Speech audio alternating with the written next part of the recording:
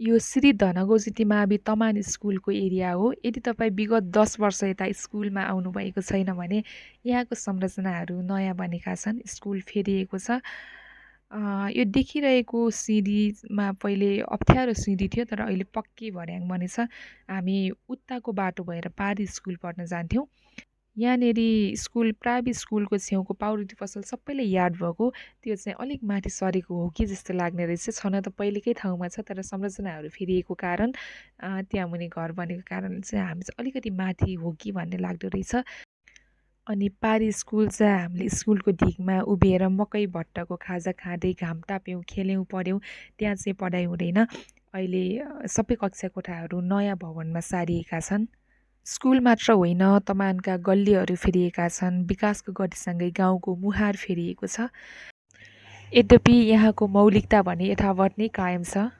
राम्रो फुटेजहरू उपलब्ध गराउन सकिनँ, तर मैले हिँड्दा हिँड्दै जति क्याप्चर गर्न भ्याएँ त्यो तपाईँ जो आउन सक्नुभएको छैन लामो समयदेखि उहाँहरूलाई सम्झना स्वरूप छोडेँ।